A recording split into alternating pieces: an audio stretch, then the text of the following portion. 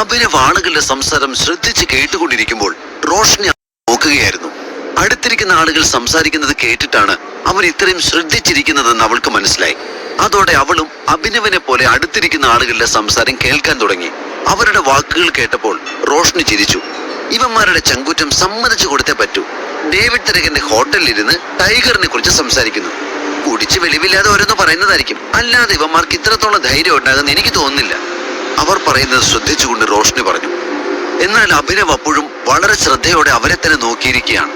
ഇവര് പറയുന്നതിൽ എന്താണ് ഇപ്പോൾ ഇത്ര കേൾക്കാനുള്ളതെന്ന് റോഷ്നിക്ക് തോന്നി. സാധാരണ ആളുകൾ അഭിനവ് ചെയ്യുന്ന ജോലിയും അവന്റെ സാമ്പത്തിക സാഹചര്യങ്ങളും കൊണ്ടാണ് അവനെ അളന്നിരുന്നത്. എന്നാൽ റോഷ്നി അങ്ങനെ ആയിരുന്നില്ല. തന്റെ മുന്നിലിരിക്കുന്ന അഭിനവ് സാധാരണക്കാരനല്ലെന്നും അവന്റെ പുറകിൽ എന്തൊക്കെയോ ദുരൂഹതകൾ ഉണ്ടെന്നും അവൾക്ക് തോന്നി. അവന്റെ നീല കണ്ണുകൾ, നെറ്റിയിലേക്ക് അലസമായി വീണ് കിടക്കുന്ന മുടി, വെളുത്തു തൊടുത്ത മുഖം, എല്ലാം റോഷ്നി കൗതുകത്തോടെ നോക്കി. ശരിയാണ്, അഭിനവിന് വല്ലാത്തൊരു ഭംഗിയും പൗരുഷവും ഒക്കെയുണ്ട്. മാന്യമായ ഫോർമൽ ഡ്രസ്സാണ് അവൻ ധരിച്ചിരിക്കുന്നത്. വിക്രമനെ പോലെ ഒരു വലിയ ബിസിനസ്സുകാരന്റെ കമ്പനിയിൽ ഒരു മാനേജർ, അങ്ങനെ ഒരു ലുക്കാണ് ഇപ്പോൾ അവനുള്ളത്. അത് മാറ്റി ബ്രാൻഡഡ് കോട്ടും സൂട്ടും ഒക്കെ ഇട്ട് വന്നാൽ അവനൊരു വലിയ ബിസിനസ്സുകാരന്റെ മകനാണെന്ന് എല്ലാവർക്കും തോന്നും. ഇനി അവൻ ശരിക്കും ഏതെങ്കിലും ഒരു വലിയ കുടുംബത്തിന്റെ അവകാശിയാണോ? അവൻ അതെന്നിൽ നിന്ന് മനഃപൂർവ്വം മറച്ചു പിടിക്കുന്നതാണോ? റോഷ്നി ചിന്തിച്ചു. ഇതേ സമയം അടുത്ത ടേബിളിലെ ചർച്ച പുരോഗമിക്കുകയായിരുന്നു. അഭിനവ് അപ്പോഴും കൗതുകത്തോടെ എല്ലാം കേട്ടിരിക്കുന്നു. നിനക്കൊക്കെ ടൈഗറിനെ കുറിച്ച് എന്തറിയാം? ഒരു ഡേവിഡും ടൈഗറിന് മുകളിലല്ല. ടൈഗർ ഇന്ത്യയിൽ മാത്രമല്ല, ഇന്റർനാഷണൽ ലെവലാണ് പിടിപാടുള്ളത്. ടൈഗർ തിരിച്ചു വന്ന പിന്നെ കളി മാറും, ജോണി പറഞ്ഞു. അപ്പോഴേക്കും അവന്റെ കൂടെ ഇരിക്കുന്ന ഒരു സുഹൃത്ത് അവന്റെ വായ പൊത്തിപ്പിടിച്ചു. എന്റെ പൊന്നു ജോണി, നമുക്ക് പുറത്തിറങ്ങിയിട്ട് സംസാരിക്കാം. നീ ഇവിടെ നിന്ന് ഓരോന്ന് വിളിച്ചു പോയി പണി വാങ്ങിത്തരല്ലേ? അയാൾ ജോണിയോട് അപേക്ഷിക്കുന്നത് പോലെ പറഞ്ഞു. നീ ഒന്ന് പോടാ, സത്യം പറയാൻ ഒരു തരകനെയും പേടിക്കണ്ട. ജോണി അവരുടെ കൈ തട്ടി മാറ്റി. എടാ, നമുക്ക് പോവാം. ഇവൻ വായത്തോന്നല്ല വിളിച്ചു പറഞ്ഞു പണി മേടിക്കും. ഇവന്റെ കൂടെ ഇരുന്ന നമുക്ക് പോലും പ്രശ്നമാണ്. ഇവൻ എന്താന്ന് വെച്ചാൽ ആയിക്കോട്ടെ. അതും പറഞ്ഞുകൊണ്ട് മൂന്ന് അവൻ എഴുന്നേറ്റു. അഭിനവ് ഇതെല്ലാം കേൾക്കുന്നുണ്ടായിരുന്നു. അടുത്തിരിക്കുന്നത് ടൈഗർ തന്നെയാണെന്ന് അറിയാതെ അവനെ പറ്റിയാണ് അവർ സംസാരിക്കുന്നത്. അഭിനവിന്റെ ചുണ്ടിൽ ഒരു പുഞ്ചിരി വിടർന്നു. അപ്പോഴാണ് അവന്റെ കണ്ണുകൾ കറുത്ത സ്യൂട്ട് ധരിച്ച ഒരു മനുഷ്യനിൽ പതിഞ്ഞത്.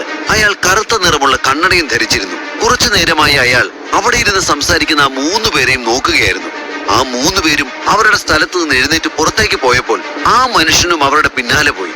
അയാൾ അഭിനവിന്റെ അരികിലൂടെ കടന്നു പോയപ്പോൾ അയാളുടെ കയ്യിലിരിക്കുന്ന തോക്ക് അഭിനവ് കണ്ടു. അയാൾ ഡേവിഡ് തിരകന്റെ ആളാണെന്ന് അഭിനവിന് മനസ്സിലായി. ഇപ്പൊ ഇവിടെ നിറങ്ങിപ്പോയ മൂന്ന് പേരെയും കൊല്ലാനുള്ള പുറപ്പാടാണ് അയാൾ. അഭിനവ് ചിന്തിച്ചു. അഭി, റോഷ്നി ഉറക്കെ വിളിച്ചു. അപ്പോഴാണ് അഭിനവ് ഞെട്ടി ഉണർന്നത്. നീ എന്തെങ്കിലും പറഞ്ഞിരുന്നു? അഭിനവ് റോഷ്നിയോട് ചോദിച്ചു. ഞാൻ ഇത്ര ചോദിച്ചിട്ട് എന്താ ഒന്നും പറയാത്തത്? നീ എന്റെ കൂട്ടുകാരോട് കള്ളം പറയാണോ? അവന്റെ കണ്ണുകളിലേക്ക് തന്നെ നോക്കിക്കൊണ്ട് റോഷ്നി ചോദിച്ചു. അത് കേട്ടതും അഭിനവിന്റെ നെറ്റി ചുളിഞ്ഞു. ഏത് കൂട്ടുകാരി? അഭിനവ് ചോദിച്ചു. അനന്യ. റോഷ്നി ആ പേര് ഒന്ന് സ്ട്രെസ് ചെയ്ത് പറഞ്ഞു. അഭിനവന്റെ മനസ്സ് അപ്പോഴും അവിടെ നിന്നും ഇറങ്ങിപ്പോയ ആ മൂന്ന് പേരിലും തങ്ങി നിൽക്കുകയായിരുന്നു. എന്തായാലും ഇപ്പോൾ തന്റെ മുന്നിലിരിക്കുന്നവളോട് ഒന്നും തുറന്നു പറയാൻ അവന് കഴിയില്ല.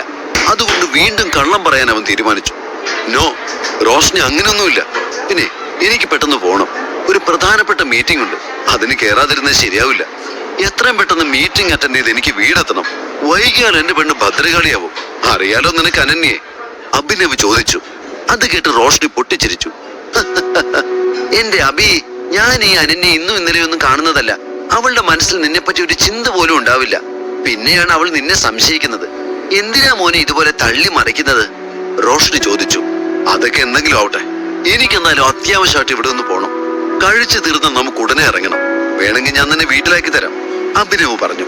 വേണ്ട, എന്നെ ബസ് സ്റ്റോപ്പിൽ വിട്ടാ മതി. എനിക്ക് വേറൊരിടത്ത് പോകാനുണ്ട്. റോഷ്നി അവനെ നോക്കി ചിരിച്ചുകൊണ്ട് പറഞ്ഞു. അപ്പോഴേക്കും അവൾ ആഹാരം കഴിച്ചു കഴിഞ്ഞിരുന്നു. അഭിനവ് അവളെയും കൊണ്ട് പുറത്തേക്ക് നടന്നു.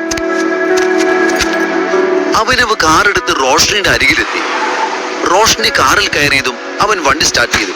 വണ്ടി അല്പം മുന്നോട്ട് പോയപ്പോഴാണ് അവൻ ആ കാഴ്ച കാണുന്നത്. ജോണിയും കൂട്ടുകാരും ആരെയോ ഭയന്ന് അവിടെ നിന്ന് ഓടി രക്ഷപ്പെടാൻ നോക്കുന്നു. അഭിനവിന്റെ കണ്ണുകൾ ആ കാഴ്ച കണ്ടൊന്ന് കുറുകി. അവൻ വേഗം റോഷ്നിയെ അവിടെയുള്ള ബസ് സ്റ്റോപ്പിലേക്ക് കൊണ്ടാക്കി കൊടുത്തു. ശരി റോഷ്നി, എനിക്ക് മീറ്റിംഗ് ഉള്ളതുകൊണ്ടാണ്. അല്ലെങ്കിൽ ഉറപ്പായിട്ട് ഞാൻ നിന്നെ പോകേണ്ട സ്ഥലത്ത് കൊണ്ടാക്കുമായിരുന്നു, അഭിനവ് പറഞ്ഞു. അതൊന്നും സാരമില്ല. എന്തായാലും നീ എന്റെ കൂടെ ഭക്ഷണം കഴിക്കാൻ വന്നല്ലോ, അത് തന്നെ വലിയ കാര്യം. എന്തായാലും നിന്റെ കൂടെയുള്ള സമയമെല്ലാം എനിക്ക് ശരിക്കും എൻജോയ് ചെയ്തിരുന്നു. താങ്ക്സ് എ ലോട്ട്, റോഷ്നി ആത്മാർത്ഥമായി പറഞ്ഞു. അത് കേട്ടതും അഭിനവ് അവളെ നോക്കിയൊന്ന് ചിരിച്ചു. അവൾ പുറത്തിറങ്ങിയതും അവന്റെ മുഖം മാറി. അവൻ കാറ് യൂട്ടേൺ എടുത്ത് നേരത്തെ ജോണിയെയും കൂട്ടുകാരെയും കണ്ട ഇടത്തേക്ക് കുതിച്ചു. ധൃതിയിൽ അഭിനവ് പോകുന്നത് കണ്ടപ്പോൾ റോഷ്നിയുടെ നെറ്റി ചുളിഞ്ഞു. എങ്കിലും അവൾ അവനെ കൈവീശി കാണിച്ചു. റിയർവ്യൂ മിററിൽ അഭിനവ് അത് കണ്ടിരുന്നു. അവനും വിൻഡോയിലൂടെ കൈ പുറത്തേക്കിട്ട് അവളെയും കൈ കാണിച്ചു. നിന്നോട് എനിക്ക് നന്ദി പറയാതിരിക്കാൻ കഴിയില്ല റോഷ്നി.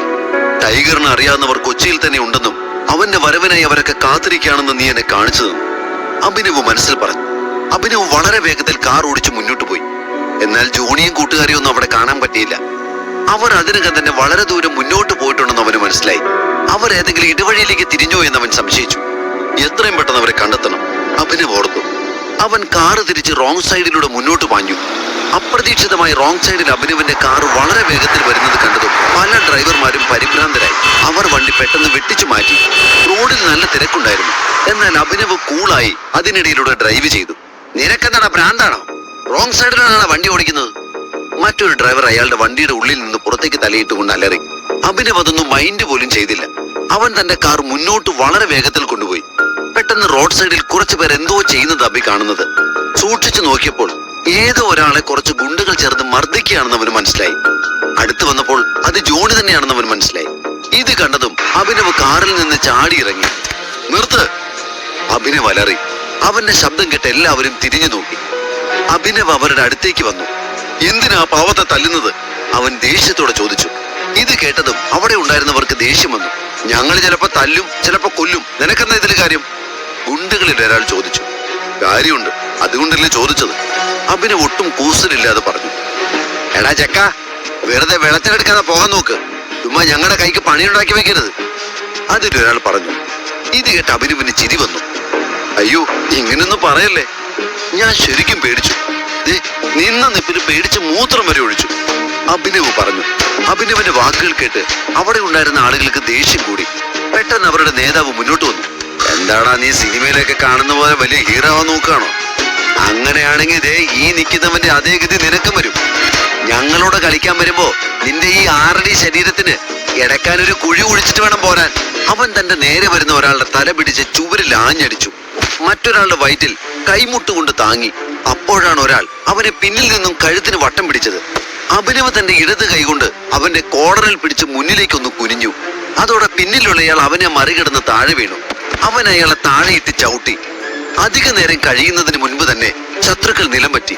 പലരുടെയും വാരിയലുകൾ അവന്റെ ഇടിയേറ്റ് തകർന്നു. കൂട്ടത്തിൽ കയ്യും കാലും ഒടിഞ്ഞവരും ഉണ്ടായിരുന്നു. എല്ലാവരും നിലത്ത് വീണ് കിടന്ന് അഭിനവിനെ ദയനീയമായി നോക്കി. ജോണി അഭിനവിനെ ആരാധനയോടെ നോക്കി. ഗുണ്ടകളുടെ ആക്രമണത്തിൽ നിന്ന് ഇനി തനിക്ക് രക്ഷപ്പെടാൻ കഴിയില്ലെന്ന് അവൻ കരുതിയിരുന്നു. അപ്പോഴാണ് ഒരു അവതാര പുരുഷനെ പോലെ അഭിനവ് അവിടേക്ക് എത്തുന്നത്. തന്റെ രക്ഷയ്ക്കായി വന്ന ഒരു ദൈവദൂതനാണ് ഈ നിൽക്കുന്നതെന്ന് ജോണിക്ക് തോന്നി. അഭിനവ് ഗുണ്ടകളുടെ നേതാവിനെ തല്ലിച്ചാതിച്ചു. അയാൾ വേദന കൊണ്ട് പുളഞ്ഞു. ആരാ നീ? അയാൾ അഭിനവിനെ നോക്കിക്കൊണ്ട് ചോദിച്ചു. അവനൊരു സാധാരണക്കാരനല്ല എന്ന് അയാൾക്ക് മനസ്സിലായിരുന്നു. വ്യക്തമായ ലക്ഷ്യത്തോട് തന്നെയാണ് അവൻ അവിടേക്ക് വന്നിരിക്കുന്നതെന്ന് അവന്റെ നീക്കങ്ങളിൽ നിന്ന് തന്നെ അയാൾക്ക് വ്യക്തമായിരുന്നു. എന്നാൽ അഭിനവ് അയാൾക്ക് മറുപടി കൊടുത്തില്ല. ഗുണ്ടകളുടെ നേതാവ് കഷ്ടപ്പെട്ട് നിലത്ത് നിന്ന് എഴുന്നേറ്റ് നിന്നു. അത് കണ്ടപ്പോൾ ജോണിക്ക് ഭയം തോന്നി. അയാൾ ഇനിയും അഭിനവിനെ ആക്രമിക്കാൻ വേണ്ടി പോവുകയാണോ എന്ന് ചിന്തിച്ചു. പറ, നീ ആരാ? കിതച്ചുകൊണ്ട് അയാൾ വീണ്ടും അഭിനവിനോട് ചോദിച്ചു. അഭിനവ് മറുപടി ഒന്നും പറയാതെ നിന്നതേയുള്ളൂ. പിന്നെയും എന്തോ ചോദിക്കാൻ പോയ ഗുണ്ടാ നേതാവ് തളർന്ന് നിലത്ത് വീണു. അത്രത്തോളം അഭിനവ് അയാളെ മർദ്ദിച്ചിട്ടുണ്ടായിരുന്നു. അത് കണ്ടതും അഭിനവിന്റെ മുഖത്ത് ഒരു പുഞ്ചിരി വിരിഞ്ഞു. എല്ലാം കൂടി കണ്ട് ജോണിയുടെ കിളി മൊത്തം പോയിരുന്നു. അവൻ വായും പൊളിച്ചുകൊണ്ട് അഭിനവിനെ നോക്കി. ഇത്രയും ആളുകളെ ഒറ്റയ്ക്ക് തോൽപ്പിക്കാൻ കഴിയുന്ന ഒരാളെ അവൻ സിനിമകളിൽ മാത്രമേ കണ്ടിട്ടുള്ളൂ. അവൻ പതുക്കെ അഭിനവിന്റെ അടുത്തേക്ക് നീങ്ങി. തന്റെ നേരെ ജോണി വരുന്നത് അഭിനവ് കണ്ടു. അവന്റെ ചുണ്ടിൽ നിന്ന് രക്തം വരുന്നുണ്ടായിരുന്നു. അവന്റെ കണ്ണിനടിയിൽ അടികൊണ്ടൊരു കറുത്ത പാടുണ്ടായിരുന്നു. കാലിൽ ചതവുണ്ടായിരുന്നു. വസ്ത്രങ്ങൾ കീറിയിരുന്നു. അഭിനവ് സമയത്തിന് അവിടെ എത്തിയില്ലായിരുന്നുവെങ്കിൽ അവൻ ഉറപ്പായും ആ ഗുണ്ടകൾ അടികൊണ്ട് മരിക്കുമായിരുന്നു. ജോണി അഭിനവിന്റെ അരികിലേക്ക് വന്നു. ശരിക്കും നീ ആരാ? എന്തിനാ ഞങ്ങളുടെ ജീവൻ രക്ഷിച്ചത്? ജോണി ചോദിച്ചു. അവന്റെ കൂട്ടുകാർ അവിടെ റോഡിൽ ബോധരഹിതരെ കിടക്കുകയായിരുന്നു. തന്നെ രക്ഷിക്കാൻ വേണ്ടി വന്ന ഈ യുവാവ് ആരാണെന്നറിയാൻ ജോണിക്ക് അതിയായ ആഗ്രഹം തോന്നി. അഭിനവ് ഒരു നിമിഷം അവനെ നോക്കി. പറയാം, പക്ഷെ ഒരിക്കലും അത് ആരോടും പറയില്ലെന്ന് സത്യം ചെയ്യണം, അഭിനവ് അവനോട് പറഞ്ഞു. ജോണി മറ്റൊന്നും ചിന്തിക്കാതെ അഭിനവിന്റെ ഈ വ്യവസ്ഥ സമ്മതിച്ചു. ഈ മുന്നിൽ നിൽക്കുന്നത് തന്റെ ജീവൻ രക്ഷിച്ച ആളാണ്. അയാൾക്ക് വേണ്ടി ഒരു രഹസ്യം സൂക്ഷിച്ചു വെക്കണമെങ്കിൽ അത് അത്രയും ആത്മാർത്ഥതയോടെ തന്നെ താൻ ചെയ്യുമെന്ന് ജോണി ചിന്തിച്ചു. അഭിനവ് അവന്റെ അടുത്തേക്ക് വന്ന് ചെവി അടുപ്പിക്കാൻ ആംഗ്യം കാണിച്ചു. ജോണി ചെവി അടുപ്പിച്ചു. അഭിനവ് പതുക്കെ അവന്റെ ചെവിയോട് ചേർന്ന് നിന്നുകൊണ്ട് പറഞ്ഞു, ടൈഗർ. ഇത്രയും പറഞ്ഞ് അവൻ 2 ചുവട് പിന്നിലേക്ക് മാറി. ഇത് കേട്ടപ്പോൾ ജോണിയുടെ കണ്ണുകൾ വിടർന്നു. കണ്ണിമ വെട്ടാതെ അവൻ അഭിനവിനെ നോക്കിക്കൊണ്ടിരുന്നു. താൻ കാണുന്നത് സ്വപ്നമാണോ യാഥാർത്ഥ്യമാണോ എന്ന് അവന് മനസ്സിലായില്ല. Thanks for keeping faith in Tiger, dear Johnny. The game is on. അത്രയും പറഞ്ഞ് അഭിനവ് പിന്നിലേക്ക് നടന്ന് കാറിലേക്ക് കയറി. ജോണി ഇപ്പോഴും കണ്ണിമ വെട്ടാതെ അവനെ നോക്കുകയായിരുന്നു. ദൈവദൂതനെ പോലെ വന്ന് തന്നെ രക്ഷിച്ചത് താൻ വിശ്വസിച്ച ടൈഗർ തന്നെയാണെന്ന് അറിഞ്ഞപ്പോൾ അയാളുടെ കണ്ണുകൾ നിറഞ്ഞു. ആരോടും പറയരുതെന്നാണ് ടൈഗർ പറഞ്ഞത്. പക്ഷെ താനിത് പറഞ്ഞാലും ആരും വിശ്വസിക്കാൻ പോകുന്നില്ല എന്ന് ജോണിക്ക് തോന്നി. ടൈഗറിന്റെ കാർ അകന്നു പോകുന്നത് അയാൾ അത്ഭുതത്തോടെ നോക്കി നിന്നു. ഇത്രയും ആളുകളോട് തല്ലുണ്ടാക്കിയത് കൊണ്ട് അഭിനവന് കൈക്കും കാലിനും നല്ല വേദന ഉണ്ടായിരുന്നു. തൽക്കാലം അനന്യയുടെ വീട്ടിലേക്ക് തന്നെ പോകാമെന്ന് അവൻ കരുതി. കുറച്ച് സമയത്തിനകം അഭിനവന്റെ കാർ അനന്യയുടെ വീട്ടിലേക്കെത്തി. വണ്ടി പാർക്ക് ചെയ്ത് വേദനിക്കുന്ന തന്റെ കൈയിലേക്ക് നോക്കി. എന്നിട്ടൊരു നെടുവീർപ്പിട്ട് അവൻ അകത്തേക്ക് കയറി. രാജീവും ശർമ്മിളയും കുടുംബത്തിലെ മറ്റുള്ളവരും ഒരു ഗൗരവമുള്ള വിഷയം ചർച്ച ചെയ്യുകയായിരുന്നു. എല്ലാവരും വളരെ വിഷമത്തിലായിരുന്നു. ഇനി എന്ത് ചെയ്യണമെന്ന് എനിക്ക് ഒരു ഐഡിയ ഇല്ല. നമുക്ക് SR എന്റർപ്രൈസസിലെ വിക്രത്തെ കണ്ട് ഒന്ന് സംസാരിക്കുന്നതാവും നല്ലതെന്ന് തോന്നുന്നു. ഇപ്പോൾ അവർക്ക് മാത്രമേ നമ്മളെ സഹായിക്കാൻ കഴിയൂ, രാജീവ് പറഞ്ഞു. അത് ശരിയാ. മാഫിയ കിങ് കോർപ്പറേഷന്റെ പിന്തുണ കിട്ടാതെ നമുക്ക് ഒരു പ്രോജക്റ്റും നടക്കില്ല. SR അവരുടെ തന്നെ ഒരു സംരംഭമല്ലേ, ആ വഴിക്കൊന്ന് നോക്കുന്നതാവും നല്ലത്. അല്ലെങ്കിൽ ഫോക്സ് സ്ക്രീൻ ഹോൾഡിംഗ്സിൽ നിന്ന് എന്തെങ്കിലും ഹെൽപ്പ് ചോദിക്കാം, ശർമ്മിള തന്റെ അഭിപ്രായം പറഞ്ഞു. അമ്മ എന്തൊക്കെയാ പറയുന്നത്? ഈ കമ്പനികളൊക്കെ ടൈഗറിൻ്റെതാണ്. ടൈഗർ വഴി മാത്രമേ ഇതൊക്കെ നടക്കൂ. നമ്മളെ പോലുള്ളവർക്ക് ടൈഗറിനൊന്ന് നേരിട്ട് കാണാൻ പോലും കഴിയില്ല. ഇതുവരെ ആരും അയാളെ കണ്ടതായോ അറിയില്ല. പിന്നെ നമ്മൾ എന്ത് ചെയ്യും? അനിന്റെ നിരാശയോടെ പറഞ്ഞു. ശ്രീരാഗിന് ഈ കാര്യത്തിൽ നമ്മളെ സഹായിക്കാൻ പറ്റും. ഞാനൊരു കാര്യം ചെയ്യാം, നിന്റെയും ശ്രീരാഗിന്റെയും വിവാഹം ഉറപ്പിക്കാം. ഭാര്യ വീട്ടുകാരെ സഹായിക്കാൻ എന്തായാലും ശ്രീരാഗ് മുന്നിട്ടിറങ്ങും. അല്ലാതെ ഒരു ഉപയോഗം ഇല്ലാത്ത ആ അഭിനവിനെ പോലെ ഒരുത്തിനെ കല്യാണം കഴിച്ചിട്ട് എന്ത് കിട്ടാനാണ്? അവൻ വിചാരിച്ചാൽ വെറുതെ നമ്മളെ നാണം കെടുത്താന്നല്ലാതെ ഇവിടെ ഒരു ചുക്കും നടക്കില്ല, ശർമ്മിള പുച്ഛത്തോടെ പറഞ്ഞു. ഈ സമയത്താണ് അഭിനവ് വീട്ടിനുള്ളിലേക്ക് പ്രവേശിച്ചത്. അവന് മുഴുവൻ കാര്യങ്ങളും മനസ്സിലായില്ല എങ്കിലും അവൻ കേട്ടത് വെച്ച് അനന്യയുടെ കമ്പനി ഒരു വലിയ പ്രശ്നത്തിൽ അകപ്പെട്ടിരിക്കുന്നു എന്ന് അവന് തോന്നി. നമസ്കാരം. അഭിനവ് തന്റെ ക്ഷീണമെല്ലാം മറച്ചുവെച്ച് മുഖത്തൊരു പുഞ്ചിരി വിരിച്ചുകൊണ്ട് പറഞ്ഞു. അവൻ ഇതുവരെ എവിടെയായിരുന്നു എന്ന് അവരെ അറിയിക്കാൻ അവൻ ആഗ്രഹിച്ചില്ല. അഭിനവ് പുഞ്ചിരിച്ചുകൊണ്ട് നമസ്കാരം പറഞ്ഞപ്പോൾ ശർമ്മിളയും അനന്യയും രാജീവും ദേഷ്യത്തോടെ അവനെ നോക്കി. അഭിനവ് അത് കണ്ട് അത്ഭുതപ്പെട്ടു. തന്നെ കണ്ടവർ ഓടി വന്ന് കെട്ടിപ്പിടിക്കുമെന്നൊന്നും അവന് പ്രതീക്ഷ ഉണ്ടായിരുന്നില്ല എങ്കിലും അല്പം മര്യാദ കാണിക്കും എന്നവൻ കരുതിയിരുന്നു. എന്നാൽ അതൊന്നുമില്ലാതെ 3 പേരും ദേഷ്യത്തോടെയാണ് അവനെ നോക്കുന്നത്. അതിന് മാത്രം ഇപ്പോൾ ഇവിടെ എന്ത് സംഭവിച്ചു എന്ന് അവൻ ചിന്തിച്ചു. എന്തുകൊണ്ടാവും എല്ലാവരും അഭിനവിനെ ദേഷ്യത്തോടെ നോക്കിയത്? എന്തു പ്രശ്നത്തിലാണ് അനന്യയുടെ കുടുംബം അകപ്പെട്ടത്? ടൈഗറിനത് പരിഹരിക്കാൻ കഴിയുമോ? അറിയാൻ കേൾക്കൂ, ദി റിട്ടേൺ ഓഫ് ടൈഗർ.